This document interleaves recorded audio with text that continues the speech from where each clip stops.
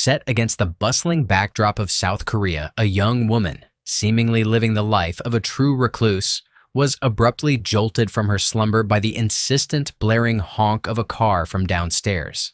With a sigh, she rose and, peering through a small, strategically cut hole in a piece of cardboard she had painstakingly glued to her apartment window, observed the offending vehicle. Beside it, what appeared to be a high school student walked. From the car, a man's voice, deep and resonant, was clearly heard, urging the girl to get in. She then shifted her gaze, settling on a woman in the apartment directly across the street who was casually smoking a cigarette. The neighbor, noticing the peek, offered a warm smile. The young woman, a hermit by nature, immediately pulled back, slamming the cardboard shut to avoid further interaction, shutting out her momentary connection with the outside world. It was then laid bare that this reclusive young woman was, in fact, Yoon Hyup. She bore a truly strange phenomenon, a supernatural burden she had wrestled with for as long as her memory stretched. This peculiar affliction was what she internally dubbed an S-line, a vivid crimson thread that emanated from the head of every single person,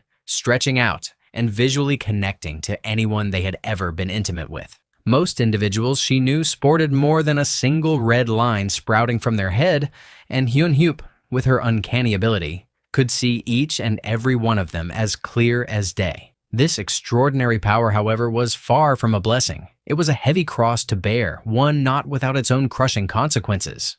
Yoon Hyup vividly recalled an incident from her childhood, back when she was just a little girl, an event that had unequivocally set her on the path to her solitary existence. She had, with her innocent yet piercing sight, been able to discern multiple red lines emanating from her father's head.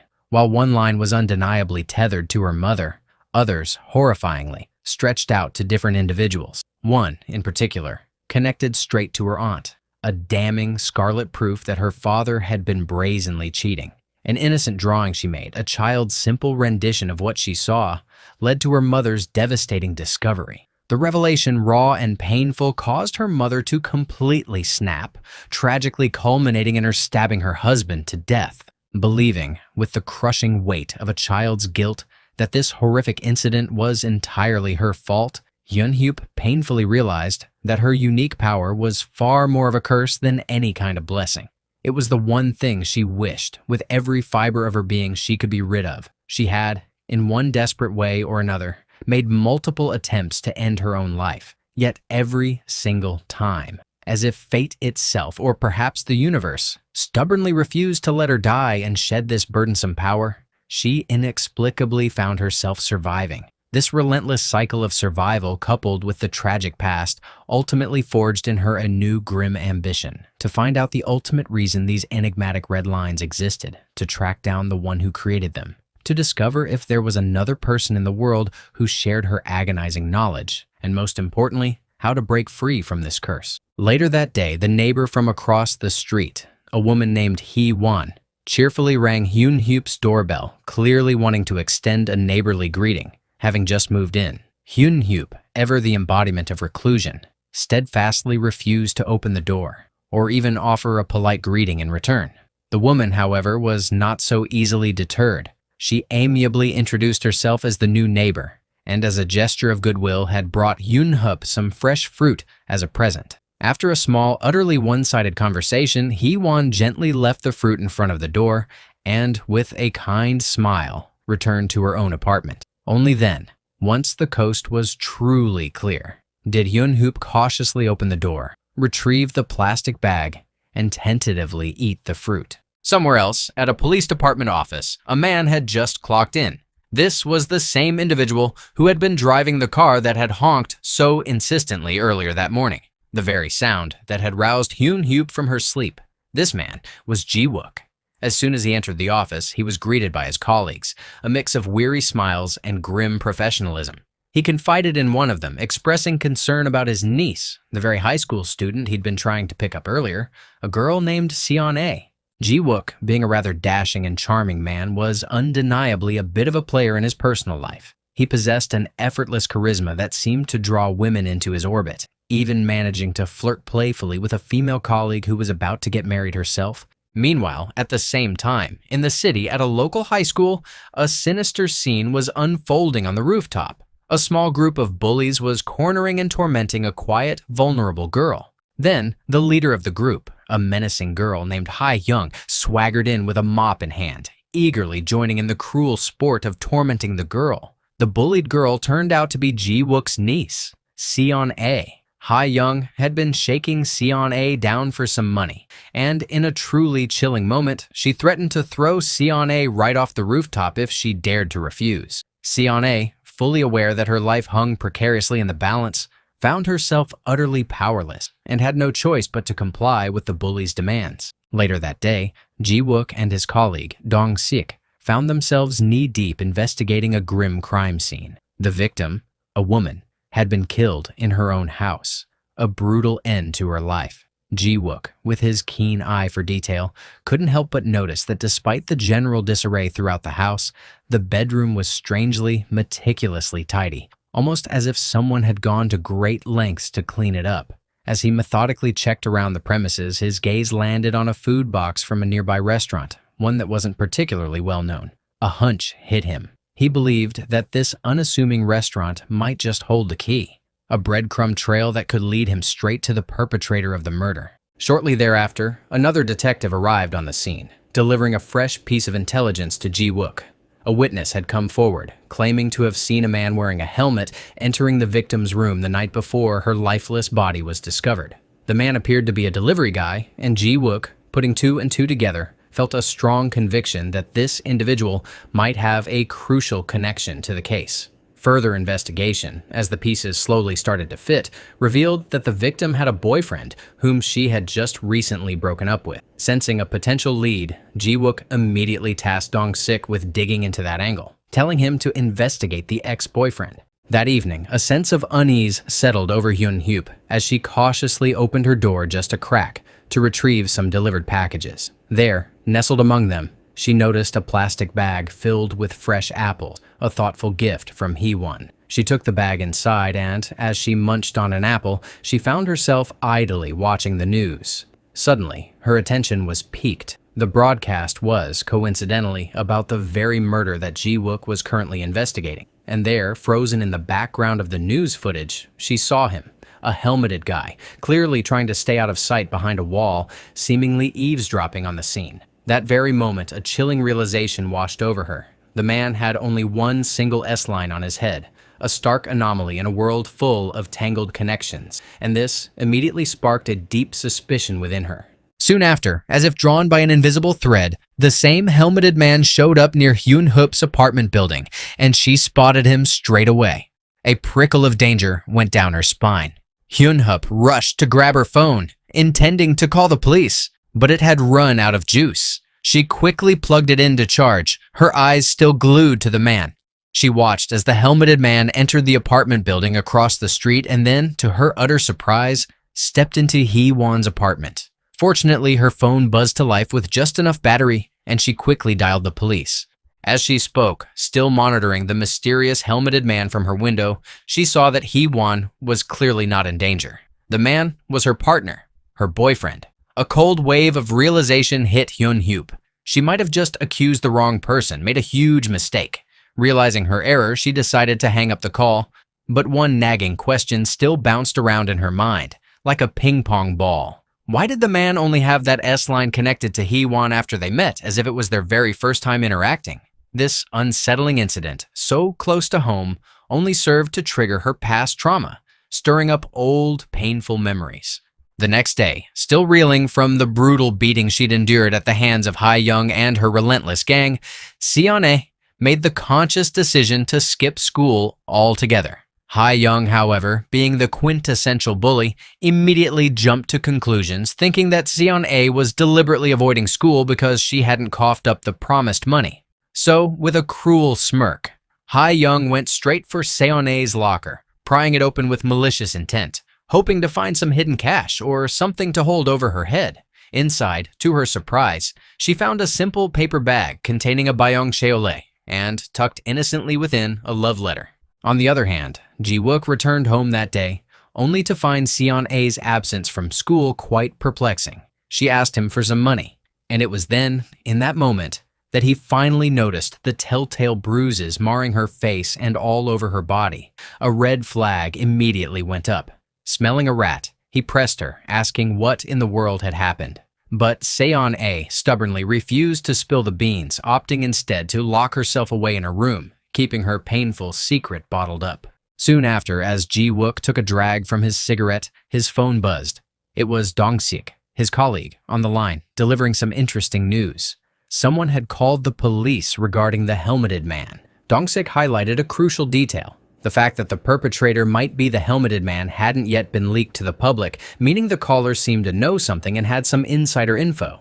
Dong-sik then revealed the caller was none other than Ji-wook's own neighbor and urged him to go check it out. Not one to let a hot lead go cold, Ji-wook immediately made his way to meet the caller, who turned out to be Hyun-hyup herself. He tried ringing her doorbell and knocking firmly on her door, but there was no response, despite Hyun-hyup actually standing, silent and unseen, right on the other side. Then, a man wearing glasses emerged from upstairs and, seeing Ji-wook's efforts, informed him that the girl in that apartment was a complete recluse and wouldn't come out no matter what. After the man left, Ji-wook, ever persistent, once again knocked on the door, but once again, silence. Just as he was ready to give up, Hyun-hyup finally, hesitantly, opened the door a crack. Ji-wook, not missing a beat, immediately grilled her about the call and what she knew. Hyun-hyup, flustered, revealed that she had indeed seen a helmeted man enter apartment 204 across the street, initially thinking he was the perpetrator of the latest murder case.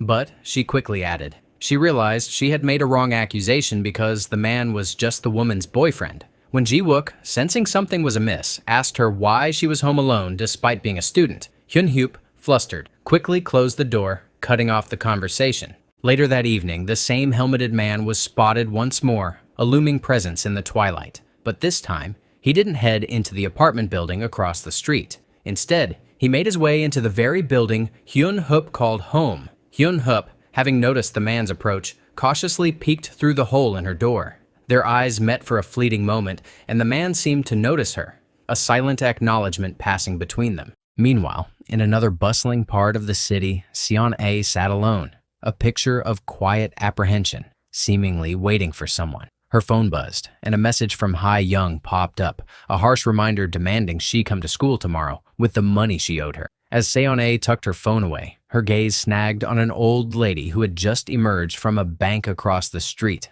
clutching an envelope, visibly bulging with cash. The desperate need for money, a gnawing ache in Seon-A's gut, pushed her to the brink of doing the unthinkable. She began to tail the old lady, following her into a narrow alley, her intention crystal clear, to snatch the bag. But just as she was about to make her move, a group of men suddenly passed by, and Seon-A, startled, quickly backed down, abandoning her plan. Then, at the very end of the alley, she spotted 3 familiar faces, 3 boys from her school, who also happened to be the boyfriends of her bullies. At the same time, Ji-wook and Dong-sik were catching a well-deserved break in their office. Dong-sik revealed that his investigation had unearthed another suspect for the murder case. He'd discovered the victim had a boyfriend named Jung-min, a math teacher at the very school Ji-wook's niece, Seon-A, attended. To top it off, Jung-min lived in the apartment building right across from Ji-wook's.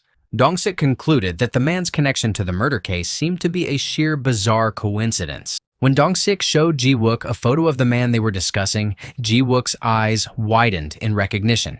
It was the same guy he'd spoken to the day he'd gone to Hyun-hyup's apartment. Sensing a potential lead that could break the case wide open, they decided to investigate. But before they could even get out the door, Ji-wook received a call and, explaining he'd catch up later, left Dong-sik to investigate the new lead all alone. As it turned out, Ji-wook's urgent call was from a hospital regarding his father. He rushed to the hospital, his heart pounding, desperate to know what had happened. Upon arrival, he was met with alarming news. His father was missing from his room, and the entire hospital staff seemed utterly bewildered, unable to find him. Ji-wook, ignoring the bewildered nurse, had a gut feeling about where his father would be. He found him on the balcony, perched precariously on the fence, looking as if he was about to jump. In that terrifying split-second moment, Ji-wook seemed to freeze, a strange reluctance holding him still, watching as his father teetered on the edge. Fortunately, a team of nurses arrived just in the nick of time and managed to bring him down from the ledge. Meanwhile, Dong-sik had just arrived at the suspect's apartment. He pressed the doorbell, but there was no reply. He then tried the doorknob, and to his surprise, the door was unlocked. He cautiously stepped inside, finding the apartment eerily empty. He ventured further, discovering a room painted in a striking, unsettling red. Just as he was calling Ji-wook to relay his findings, the suspect, Jung-min, suddenly jumped him from behind with a heavy metal bat. Dong-sik bravely tried to defend himself, but as expected, he was no match for an armed assailant and was quickly overpowered. Ji-wook, realizing his colleague was in grave danger, immediately rushed to the scene. Shortly after, Dong-sik sat tied to a chair, helpless. The suspect, revealed to be Jung-min himself, had donned his helmet and gone to meet his girlfriend in the building across the street. Hyun-hup, from her vantage point, recognized the looming danger and watched, her heart thumping, as Jung-min walked towards the neighboring building. She knew, with a certainty that chilled her to the bone, that things were about to go south for Hee-won. Knowing she couldn't just rely on calling the police, she decided to take matters into her own trembling hands. She grabbed a kitchen knife and stepped out of her room, feeling a profound reluctance, yet forcing herself forward. She walked down the stairs, each step a tremor, haunted by thoughts of imminent danger and the deep scars of her past trauma. As soon as she stepped outside the building, her feet finally gave way. Her vision blurred, then went completely dark, and she fainted. Her sunglasses, which she used to shield her eyes from the S-lines, slipped from her face. In her faint, a hazy vision of her mother appeared, and Hyun-hup instinctively reached out to her. Jung-min finally met Hee-won, and she seemed utterly surprised to see him. It was then revealed that Jung-min too possessed the ability to see the S-line, and he had witnessed for himself the unsettling truth. His girlfriend had a multitude of S-lines on her, unequivocally revealing that she had been intimate with many men besides him. This revelation, a punch to the gut, was his breaking point. Enraged, he attacked her, his hands closing around her throat, fully intending to end her life. But just then, Hyun-hup, having miraculously overcome her paralyzing fear, managed to arrive at the scene, though still visibly trembling. Jung-min, seeing Hyun-hup standing there, trembling with a kitchen knife clutched in her hand, confronted her calmly, a chilling smirk on his face, knowing full well that the girl in front of him wouldn't be able to act on her threat. He then, in a terrifyingly composed manner, took the knife from her and stabbed Hyun-hup, leaving her bleeding on the floor. With his objective still in mind, he turned back to his girlfriend, ready to continue his brutal plan. Soon after the chaotic confrontation, Ji-wook finally burst onto the scene. His eyes immediately caught sight of Hyun-hup's sunglasses lying discarded on the ground, a chilling sign that things had indeed gone terribly wrong. He sprinted upstairs, his heart pounding. He found Hyun-hup's apartment door wide open, and stepping inside, he was met with a bizarre sight. A sprawling conspiracy map with intricate strings pinned to the wall, hinting at Hyun-hup's secret life. Looking across the street, he saw the grim tableau. Hyun-hup was lying wounded in a pool of blood, while Jung-min was brutally choking his girlfriend. Ji-wook quickly drew his gun but hesitated, a flicker of reluctance keeping his finger off the trigger. It wasn't until Hyun-hup, with a surge of desperate energy, moved and stabbed Jung-min in the thigh that Ji-wook found his opening. Just as Jung-min lunged to stab Hyun-hup, Ji-wook pulled the trigger, and Jung-min was shot. As Jung-min gasped for his last breath, Hyun-hup heard him murmur something about the lines beginning to disappear. A cold realization dawned on her. Jung-min was talking about the S-lines. Later, the ambulance arrived, sirens wailing, to evacuate the wounded. In that moment, Hyun-hup had a profound realization. Jung-min, too, had been able to see the S-lines. She recalled seeing Jung-min instinctively reaching for his glasses during the struggle, and surmised that these specific glasses might be the key to seeing the lines. After the ambulance departed, Ji-wook approached Hyun-hup, his concern evident, asking if she was okay after such a life-threatening injury. Hyun-hup, ever stoic, assured him she was fine, and he needn't worry. As Ji-wook asked her to come with him to the office, his niece, Seon-ae, unexpectedly showed up, seemingly already knowing about Hyun-hup, a curious connection. That night, Ji-wook confronted Seon-ae about the suspected bullying she was enduring at school.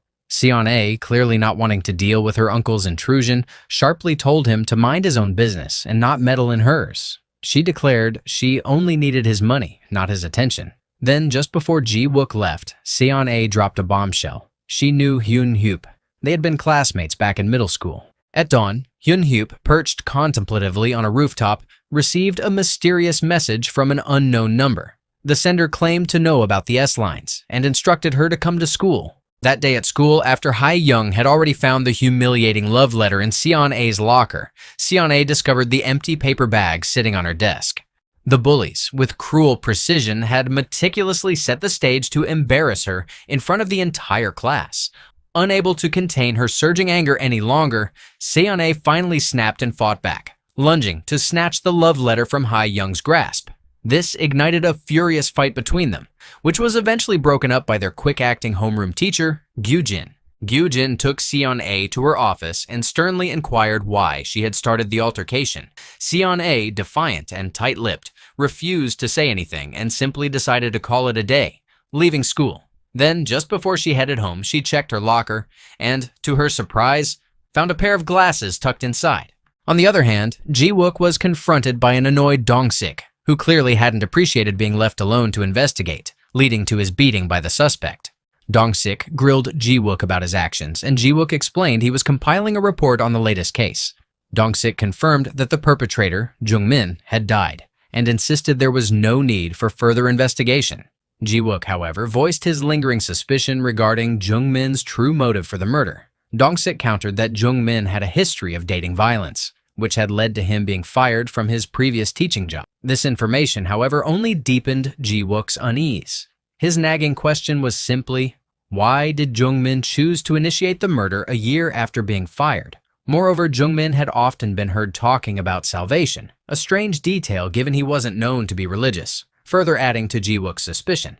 To appease his mounting suspicion, Ji-wook decided to revisit and re-investigate Jung-min's apartment. During his solo investigation, he made a crucial discovery. The room where Dong-sik had been tied was not painted in red as previously thought. Instead, it was covered in an unsettling array of red lines all over the wall, entirely covering the surface, a chilling echo of the S-lines.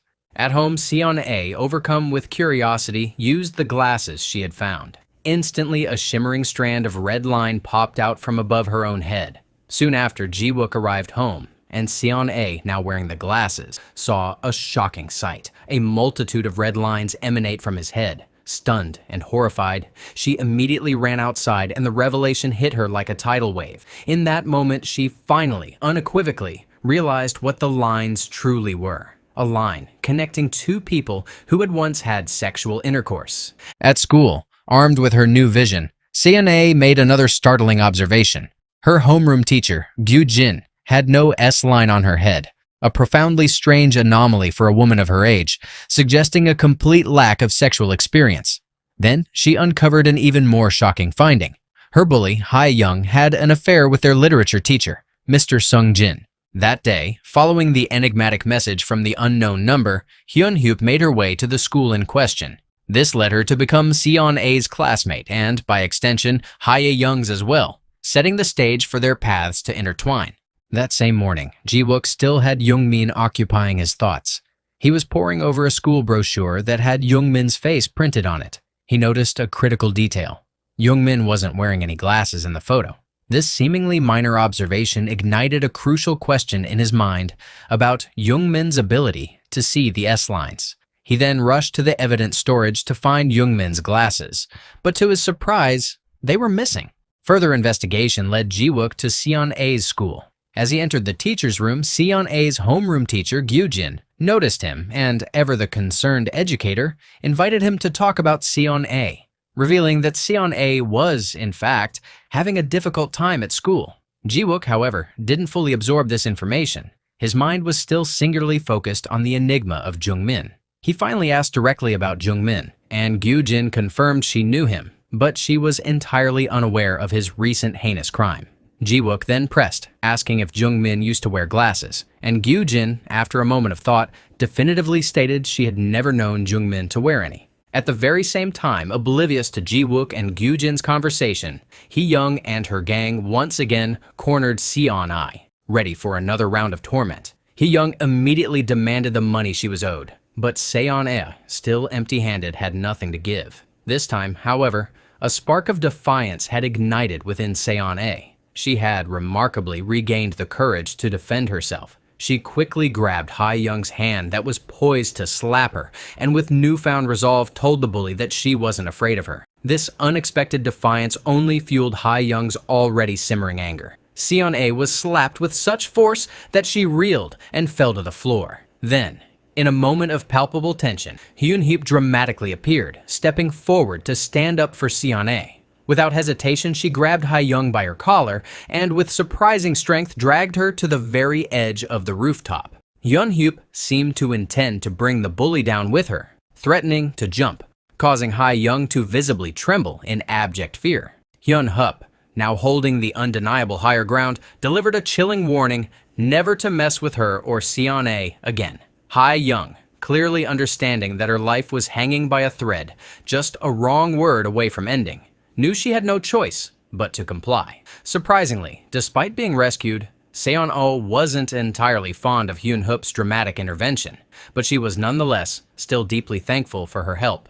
After his meeting with Gyujin, Ji-wook went to the local bar near the scene of Jung-min's murder and quickly discovered that Jung-min had been a regular there. He approached the bartender, asking about Jung-min, and the bartender recalled him being quite a strange one.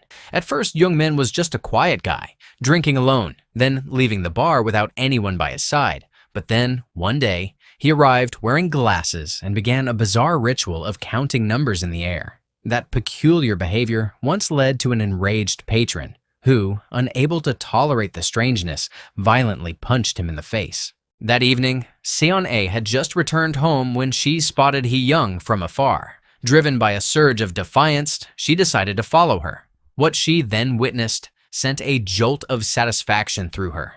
Ha-young was meeting Mr. Sung-jin in front of a love hotel. Not wanting to miss this golden opportunity to finally blackmail the very bully who had tormented her throughout her school life, Seon-ae quickly pulled out her phone and snapped several pictures of Ha-young and Mr. Sung-jin as damning evidence. She then, with a triumphant smirk, sent the pictures directly to Ha-young, revealing that she now held an ace card in her hands. She felt, with a surge of newfound power, that she had finally gained the leverage to fight back against her tormentor. Ha-young, however, was not afraid, in the slightest. Being a minor, she knew that the only one who would truly get into trouble was Mr. Sung-jin, not her. This unexpected lack of fear from Ha-young, however, paradoxically sparked a new cunning idea in Seon-ae's mind. As it turned out, after failing to intimidate Hee-young, Seon-ae decided to escalate and blackmail Mr. Sung-jin instead. She sent him the incriminating photo and demanded 20 million won to keep their secret quiet. Her motives were not entirely malicious. She had a specific reason. She desperately wanted to move out of her uncle's house. She confided in Hyun-heep that she was utterly done living with Ji-wook and yearned for the independence of living alone. She then, somewhat abruptly, brought up Hyun-heep's mother, asking if she was still alive. Hyun-heep, who had been estranged from her mother and never contacted by her, wasn't sure if she was still alive. That night, Seon-ae's words, surprisingly, stirred something deep within Hyun-heep, reminding her of the elusive warmth of family. From her window, she observed the seemingly happy scenes of families, picturing how wonderful it would be to belong to one. Yet, even in her wistful contemplation, her S-line vision couldn't be ignored. She also noticed, with a pang of familiar cynicism, how each person in those families harbored their own clandestine affairs and secrets behind each other's backs, even within what appeared to be loving units. The next day, a terrified Mr. Sung-jin confronted Ha-young about the photo. He was absolutely petrified that their illicit relationship had been exposed to others.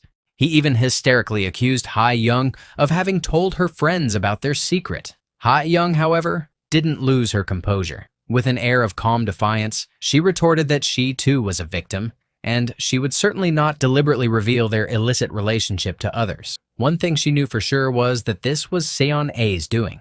Seon-ae, on the other hand, now armed with the power to see the S-line thanks to the glasses in her possession, had gained an enormous boost of confidence. She finally, truly, stood up against her bully, but in a disturbing twist, she began to transform into a bully herself. She shockingly revealed another affair involving a different teacher. She even, with calculated malice, deliberately took one of her bully's boyfriends as her own, a direct act of revenge. This brazen act, however, truly sparked a dangerous, seething anger in Ha-young's eyes.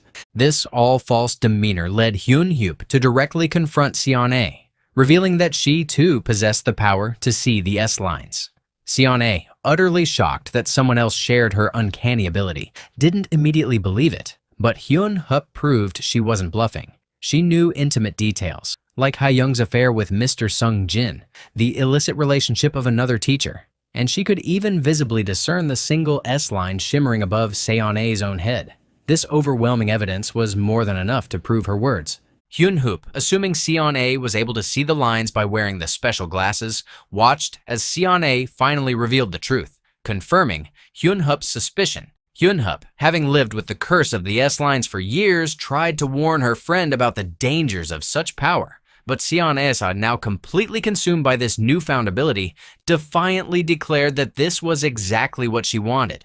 Later that day, Seon-ae, still intrigued by the S-lines, asked Hyun-hyup how someone could potentially get rid of them.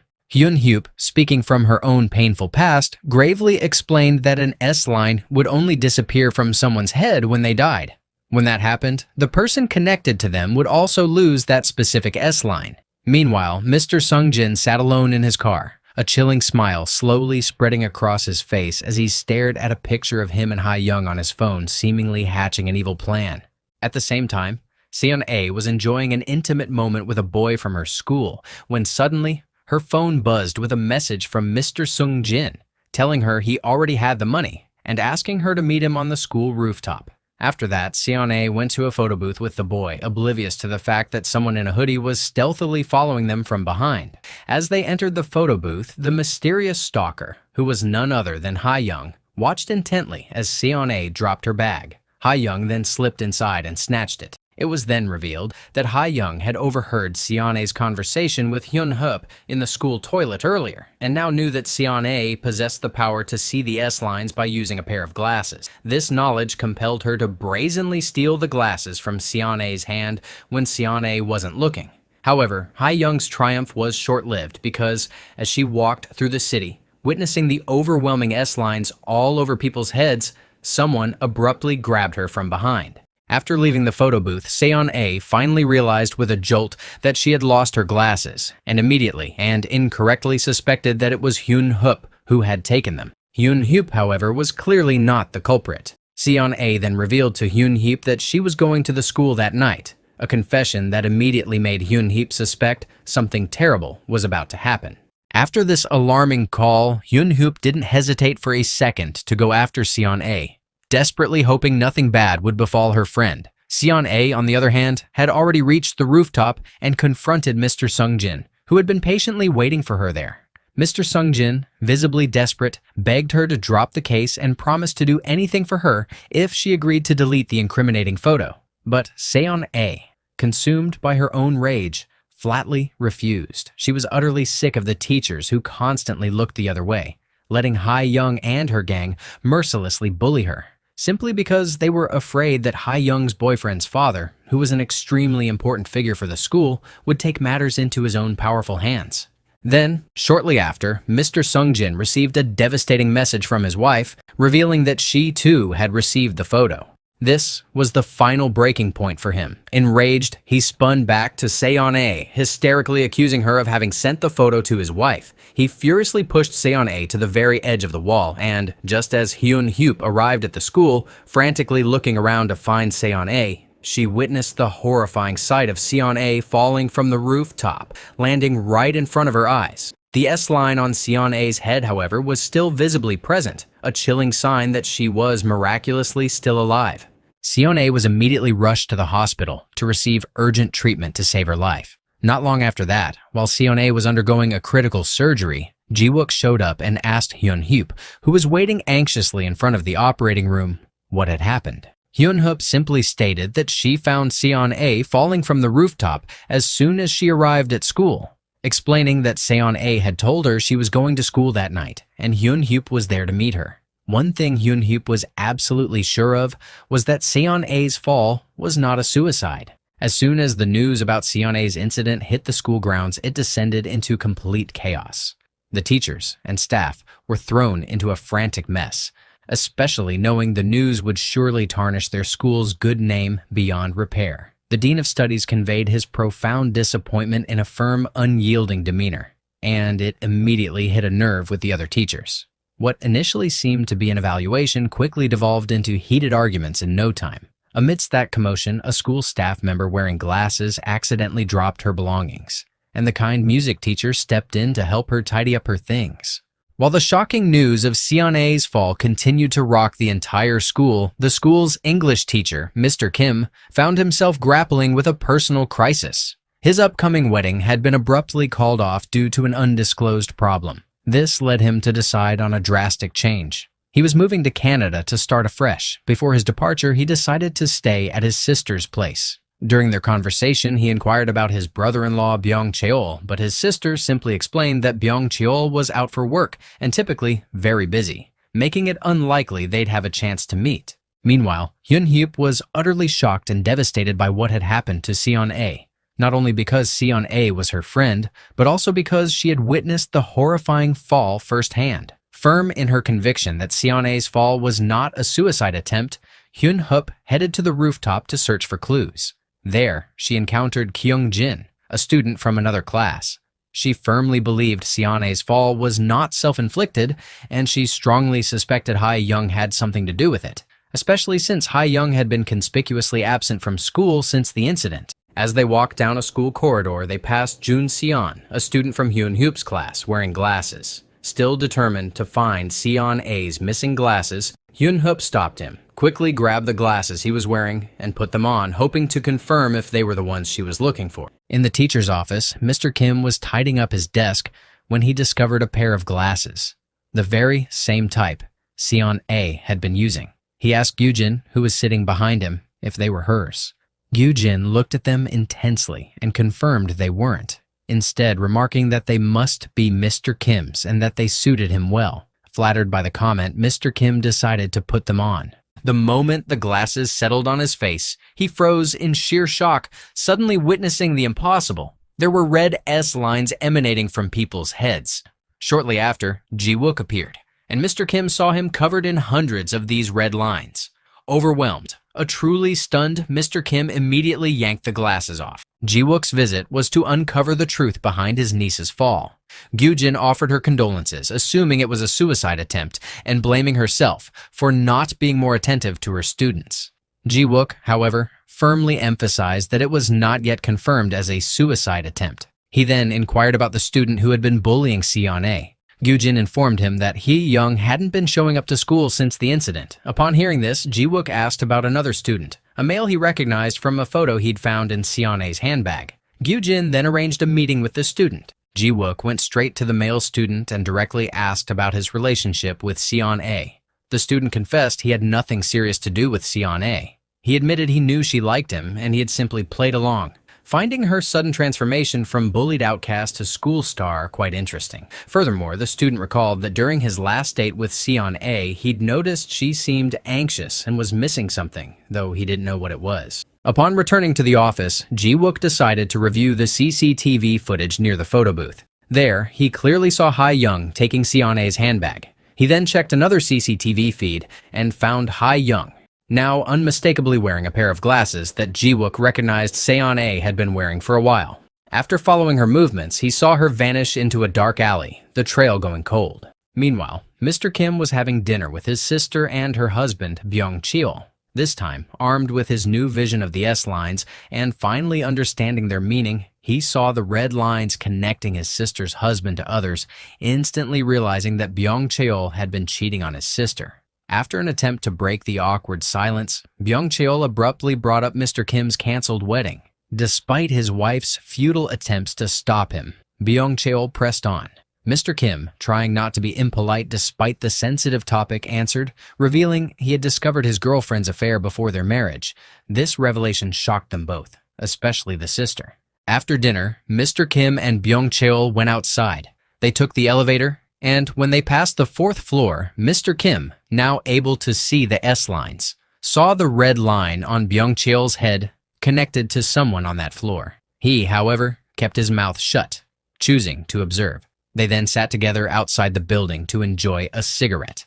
At that moment, Byung-cheol casually remarked that he should be keeping in closer touch with his sister. When they returned inside, while taking the elevator, Mr. Kim clearly saw Byung-cheol accidentally press the wrong floor button. It was the 4th floor, the very same floor where the person connected to Byung-cheol resided. Out of intense curiosity, when Byung-cheol wasn't looking, Mr. Kim subtly pressed that floor button again, hoping to see which room it was. But when they arrived at that floor, Byung-cheol immediately stopped him, firmly stating that they were not stopping on that floor. On the other hand, Ji-wook was met with harsh treatment by his superior upon finding out he was investigating his niece's incident. He was sternly told to move on and turn a blind eye to the incident to keep the school's clean name intact. But Ji-wook flatly refused, driven by his unwavering desire to seek justice for his niece. However, his investigation thus far hadn't produced any significant breakthroughs. He still couldn't unlock his niece's phone to find crucial clues. The next day, Mr. Kim discovered a wrong addressed package in front of his sister's apartment. Seeing that it was supposedly meant for a room on the 4th floor, he decided to return it to the rightful owner. And, of course, to subtly find out who the person Byung-cheol was cheating with truly was. He soon arrived at the door, but at the very last second, he hesitated and backed down, his courage failing him. However, before he left, he finally managed to ascertain the identity of the woman who lived there. To confirm her name, he discreetly looked at the mail for that room and finally discovered that her name was Chae-rin. Some other day, after a pilgrimage to honor their mother, Mr. Kim asked his sister about Byung-cheol, who was conspicuously absent for the ceremony. His sister explained that Byung-cheol was out for work and would return in a few days. Clearly, this only strengthened Mr. Kim's already growing suspicion that Byung-cheol was indeed cheating on his sister. His sister, however, didn't seem to mind Byung-cheol's absence much and instead brought up Mr. Kim's canceled marriage, mistakenly believing it was because they were parentless that his girlfriend's parents didn't bless their relationship. Mr. Kim denied it outright, correcting her that it was solely because of the cheating. He clearly still loved her, but the betrayal had hurt him so deeply. It was revealed that their own father had cheated on their mother, and when his girlfriend cheated on him, it painfully brought back that agonizing memory, creating a cycle of betrayal. The photo of Ha-young and Mr. Sung-jin's illicit relationship finally leaked to the school, sending shockwaves through the entire student body and staff. Not a single soul was not stunned by the revelation. On the other hand, Mr. Sung-jin was finally found, but tragically, he was already dead. He was discovered in his car, a clear victim of an attempted suicide. From the crime scene, Ji-wook found a piece of paper with Mr. Sung-jin's will written on it. They also found out that Mr. Sung-jin had been deceased for at least 3 days. However, Ji-wook didn't fully believe the suicide theory, finding it strange for someone to die in plain sight, yet only be found 3 days later. Still not giving up on his niece's case, Ji-wook went to her school to find Hyun-hyup, knowing she was the only student he knew was genuinely close to Seon-A. He asked her if she knew the reason Seon-A returned to school that night, but Hyun-hyup answered his question with another question about Seon-A's glasses. Upon hearing the word glasses, Ji-wook noticed something significant about them and asked what Hyun-hyup knew. Hyun-hyup, however, remained tight-lipped, refusing to answer until he was able to find the glasses. On the other hand, Mr. Kim saw Byung-cheol on the street and, driven by suspicion, immediately took a taxi to follow his car. This pursuit led him to a fancy hotel, and inside, he witnessed with his own eyes that Byung-cheol was indeed with Chae-rin, the very woman he suspected as Byung-cheol's mistress. He watched as Byung-cheol presented her with an expensive necklace. They even shared a tender moment when Byung-cheol lovingly placed the necklace on Chae-rin's neck. Unable to stand what he saw, Mr. Kim then called Byung-cheol, casually asking where he was, only to be met with a blatant lie. He decided not to confront Byung-cheol just yet, choosing instead to discreetly find out the room they were staying in. After Byung-cheol and Chae-rin returned to their room, Mr. Kim finally, decisively, confronted the man. He threatened Byung-cheol, vowing to spill the beans to his sister and to force him to end his relationship with his mistress. Byung-cheol, utterly desperate not to have this secret known by either his mistress or his wife, begged Mr. Kim to let him finish what he had started. The next day, Mr. Kim, ready to embark on his journey to Canada, bid a final goodbye to his sister. Before leaving, he asked if Byung-cheol had called, but to his surprise, Byung-cheol hadn't. meaning the confrontation from the previous night remained a secret from his sister. Later at school, after tidying up his desk, Mr. Kim idly looked at Chae-rin's social media and saw a shocking post. She announced her pregnancy. This news truly snapped something in Mr. Kim. He immediately rushed back to his sister's apartment, intent on confronting Byung-cheol himself. But when he arrived, he was met with a chaotic scene. His sister was desperately trying to hit Chae-rin's car with her own. Soon after, Byung-cheol returned, and instead of consoling his clearly distressed wife, he shockingly hugged Chae-rin right in front of both Mr. Kim and his wife. This was the last thing Mr. Kim expected, and he completely lost control. He furiously beat Byung-cheol, demanding an explanation. His sister, however, suddenly intervened and stopped him. Only after Byung-cheol and Chae-rin had left did his sister finally drop the bombshell that shattered Mr. Kim's world. Chae-rin was Byung-cheol's real wife. Byung-cheol wasn't Mr. Kim's brother-in-law at all. What utterly shocked Mr. Kim the most was the horrifying realization that his sister was instead Byung-cheol's mistress. On the other hand, Ji-wook had noticed compelling new evidence in his niece's case. He then approached Hyun-hup, asking for an explanation about what he had just found, about the glasses Hyun-hup had been urging him to locate and the mysterious S-line phenomenon. Hyun-hup, realizing Ji-wook was now aware of these secrets, finally came clean.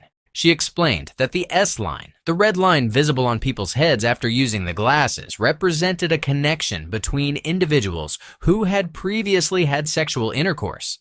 She also revealed her own unique ability, stating she had been able to see these lines since she was born.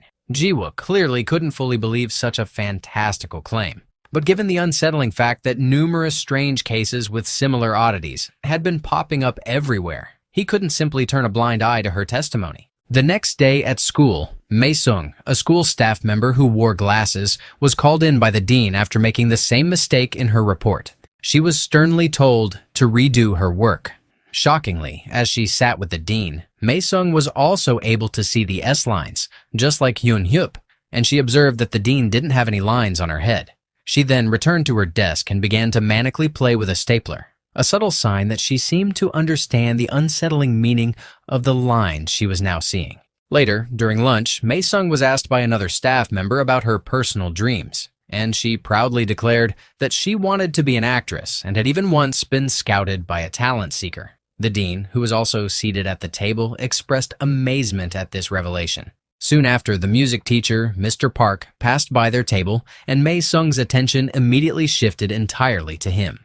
It was abundantly clear that she harbored a significant crush on the music teacher. Later that day, a mysterious woman in a red dress with vibrant pink hair was seen walking past a road and stopping by a hotel nearby. Meanwhile, Ji-wook and Dong-sik were busy with Seon-a's case, meticulously trying to connect the dots to find the perpetrator who had pushed her from the rooftop. They initially suspected Mr. Sung-jin was the one responsible, but further investigation couldn't definitively prove it. Moreover, Mr. Sung-jin had been declared missing during the incident, and a testimony from his family stated he had a severe fear of heights, providing a strong alibi that seemed to clear him of suspicion. Ji-wook then cautiously told Dong-sik about the glasses Seon-a had been wearing lately and how she had seemingly become a different person after putting them on. He also, with some hesitation, revealed his knowledge of the S-line phenomenon, but Dong-sik predictably didn't believe him. Soon after, their superior entered the room and they quickly acted as if nothing out of the ordinary was happening, clearly attempting to hide their unconventional investigation from their superior. Later, it was revealed that Hyun-hup had taken on a part-time job as a receptionist for a hotel near her house. That day, Kyung-jin and Jun Seon came to visit her, almost causing a commotion in the lobby. Hyun-hup had to swiftly intervene, ushering them into her tiny receptionist office, where they were packed in like canned tuna. In that cramped space, Kyung-jin cleverly used the chance to push Hyun-hup closer to Jun Seon, clearly getting the signal that Jun Seon harbored a crush on Hyun-hup. Soon after, the same woman with pink hair approached the desk and asked for room number 206. Kyung-jin, being the nosy girl she was, peeked to get a look at the woman, and after seeing her face, she said she was familiar with her. The pink-haired woman herself went to her room, lay herself on the bed, and began a monologue, revealing she had had sex with a lot of men. However, she then met a particular person whom she couldn't take her eyes off. Later that day, when Hyun-Hoop and her friends were chilling on the rooftop, they noticed the same pink-haired woman walking below them. Kyung-jin finally recognized her as Mei-sung. Jun Seon wasn't entirely sure because she looked so much different out of school context, but Kyung-jin was insistent that it was indeed her. Kyung-jin was proven correct because after leaving the hotel, the pink-haired woman returned to her small apartment, and it was revealed that her pink hair was a wig. She was, indeed, Mei-sung, leading a double life. Meanwhile, Ji-wook was in his office, his eyes scanning through recent case files, all related to the same perplexing phenomenon, the S-line. He then went to the hospital to meet with Hyun-Hoop.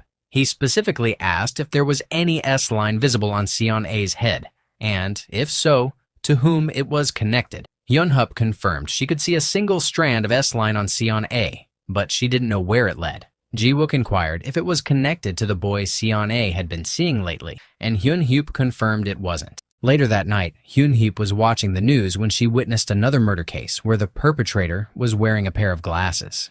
This immediately reminded her of Ji-wook once asking if there could be a possibility of more than one pair of those strange glasses in existence. The next day at school, Mei-sung was walking down the corridor when she heard music drifting from the music classroom. She entered and found Mr. Park sitting alone, lost in the melodies. They had a brief conversation during which Mr. Park correctly guessed that Mei-sung harbored ambitions of becoming an actress and complimented her expressive abilities. Mei-sung was visibly delighted by the compliment, especially coming from the man she had a crush on. But then her smile faltered as she noticed a single red line on Mr. Park's head. She found herself imagining if that line could, instead, be one that connected them. After school that day, Jun Seon approached Hyun-Hoop. He explained that Kyung-jin had something else to do and had left early. Jun Seon then seized the opportunity to get closer to Hyun-Hoop, asking her to go with him. Hyun-Hoop, being a good friend, simply agreed to his invitation. Jun Seon noticed that Hyun-Hoop preferred quiet places, so he decided to take her to the school's swimming pool. He then asked if Hyun-Hoop knew how to swim, and she replied that she didn't. Yet, to his utter surprise, she suddenly jumped into the pool and remained submerged. Despite being unable to breathe underwater, she appeared remarkably calm, a stark contrast to Jun Seon, who was utterly panicked, convinced she was drowning. He immediately jumped in and pulled her back to the surface, but after breaking the water, she simply laughed. After getting out of the pool, Jun Seon offered Hyun-Hoop his sweater, a simple gesture that, for Hyun-Hoop, unexpectedly sparked the seed of love within her heart. Later, after drying themselves off and sharing some instant noodles, Hyun-Hoop confessed to Jun Seon that she enjoyed being underwater because it made her feel completely at ease. She then made a significant revelation. She was able to see red lines on people's heads. Although strange, Jun Seon remarkably chose to believe her. That small time they spent together brought them much closer to each other. On the other hand, Ji-wook had just returned to the office when a woman greeted him. Dong-sik, knowing his colleague was quite a player, teasingly asked if he had someone he was seeing. Ji-wook confessed that there was someone he had been thinking of. The face of Gyu-jin popped into his head, but he kept her identity to himself, not revealing it to Dong-sik. The next day, Mei-sung returned to the hotel where Hyun-Hoop worked, and once again, as if it were a routine, asked for room number 206. Later, when Hyun-Hoop was performing room service, she overheard Mei-sung repeating the same monologue from before, over and over again, but this time with varying tones and expressions, as if practicing. However, this time, she added new details. Her ambition of becoming an actress, her serendipitous stumbling across this hotel, then her newly acquired power to see the S-lines after finding a pair of glasses, and most shockingly, her being a spectator to whatever business a patron in the next room was conducting through a hole in the wall. Shortly after, Mei-sung heard a distinct clicking sound of someone unlocking the room next to hers, and out of curiosity, she peeked through a hole in the wall. She was utterly shocked to find that the person in the next room was none other than Mr. Park. Soon after, another person entered, and it was a woman. From the S-line on their heads, which was clearly connected to each other, it was revealed that the woman was Mr. Park's partner. Then, they began their intimate business, and Mei-sung, jealousy clearly etched on her face, listened intently, knowing the man she had a crush on was having intercourse with another woman. After their encounter, the woman immediately left, but not before making a promise to meet again the very next day. After the woman left, Mei-sung immediately went to the receptionist and asked to prolong her stay. The The very next day, as the same woman returned, Mei-sung attacked her from behind, dragged her to her room, and tied and gagged her. She then took the woman's clothes and, having assumed her identity, went to the room where Mr. Park was waiting. Seeing Mei-sung come into his room, of course, surprised Mr. Park immensely, especially when she began to act like a maniac, shouting the same monologue she used to say in a flirty, unhinged manner. Mr. Park, loyal to his partner, rejected Mei-sung right there and then, calling her crazy, and started walking towards the door. But suddenly, Mei-sung threw a stapler she had been clutching this entire time, hitting him and stopping him in his tracks. Then, out of the blue, he felt completely limp and fell to the floor, paralyzed. Mei-sung then dragged him to the bed and began kissing him passionately while he was unconscious. Horrifically, blood began gushing from the man's head, soaking the pillow beneath it. The shocked Mei-sung, instead of helping, reacted with disturbing manic energy, starting to hump him manically. For a short moment, Mr. Park regained consciousness, but he was still paralyzed and couldn't fight back. Then, abruptly, the light faded from his eyes as the red line on his head vanished and his soul left his body. After witnessing the man she loved die in front of her, Mei-sung was utterly devastated. She retreated to the bathtub and, using the very stapler she had wielded against Mr. Park, began stapling herself repeatedly, all while still repeating her disturbing monologue over and over again. Meanwhile, Hyun-hup was doing her usual room service when, to her shock, she saw the woman who had been with Mr. Park come out of Mei-sung's room, her hands and feet tied and her mouth gagged. Hyun-hup then cautiously checked on room 205, only to find Mr. Park's dead body on the bed. Ji-wook soon arrived at the crime scene to investigate. They found Mei-sung's dead body soaked in her own blood in the bathtub, her body covered in staples. He then asked if anyone had found a pair of glasses, and Dong-sik confirmed that they couldn't find any. Ji-wook then went to see Hyun-hyup to get her testimony. Hyun-hyup explained that she could see a single S-line on Mei-sung's head, but it wasn't connected to Mr. Park's. She then revealed that Mei-sung's appearance and demeanor at school and at the hotel were completely different. While Mei-sung always wore her glasses at school, she never wore them at the hotel, not until she was found dead. Hyun-hup then ominously stated that the glasses were dangerous and that they would make the person who wore them feel special and powerful. Later, Hyun-hyup's words kept replaying in Ji-wook's mind, echoing his own growing suspicions. Finally, he decided to check the crime scene again. This time, he chose to drain the bathtub, and there, amidst the bloodied water, he found the glasses Hyun-hup had been talking about. He took them and, out of pure curiosity, put them on. That was the pivotal moment the truth was finally and undeniably revealed to him. He was able to see those very red lines Hyun-hyup had described, and to his astonishment, he could see hundreds of them emanating from his own head.